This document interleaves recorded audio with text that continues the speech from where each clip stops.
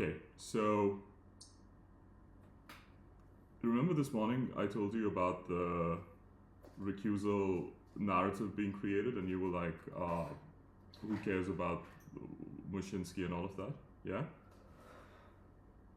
No, what I was saying. I mean, it doesn't matter. It's not for the record. I mean, what I'm saying is that the point was that you were saying that we have nothing to be concerned about there and blah, blah, blah, because he had accepted it. There's an article on Lawyers Weekly about about Downs' judgment already. Right. Thomas wrote to me. He says, hi Shivesh, I've been advised that there's a third recusal application been made. Any thoughts? The article says, more recusals plague federal court action against Erudite Legal. The three directors of the notorious law firm Erudite Legal, I wasn't even a fucking director, I mean, anyway, made their recusal application less than a month after successfully convincing the federal court judge to reallocate the matter.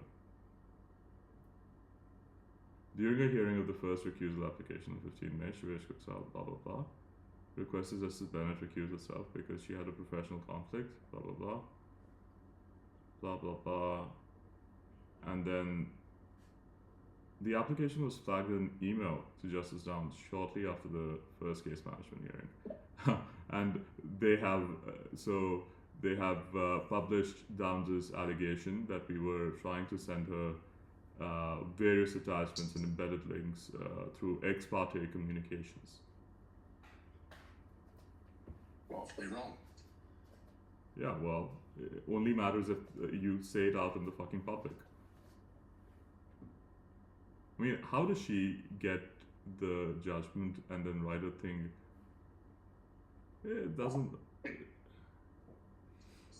mean, the judgments are published, but I'm not sure how quickly they're published. It's not that, like. I know I know who's giving it to them. Of course I do. I'm just saying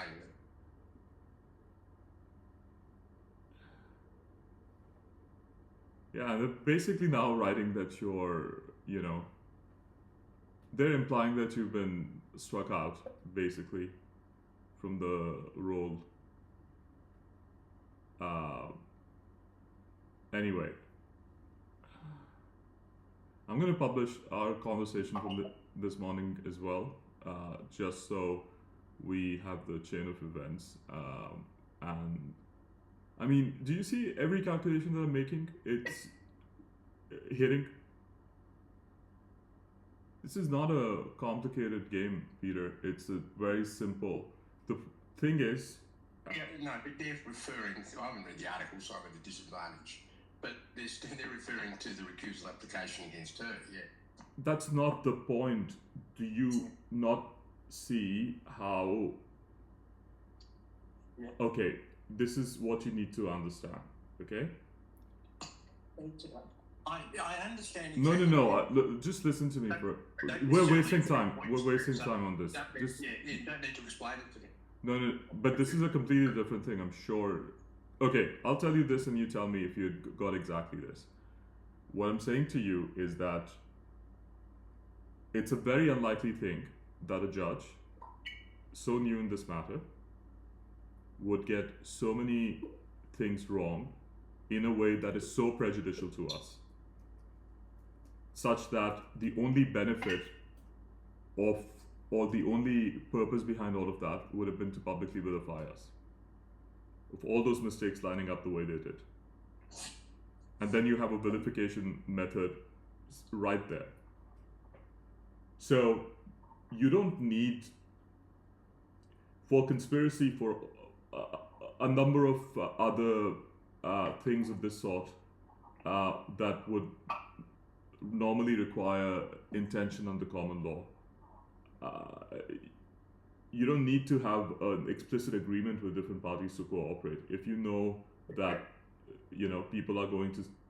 other people are going to do certain things in reaction to what you're doing, that in itself is conspiracy.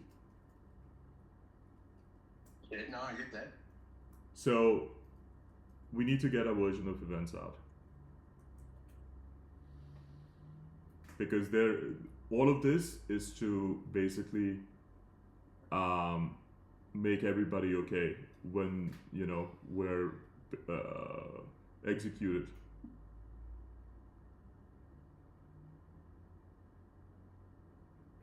So yeah.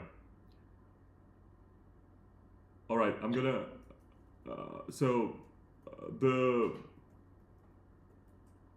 I'm gonna end the recording.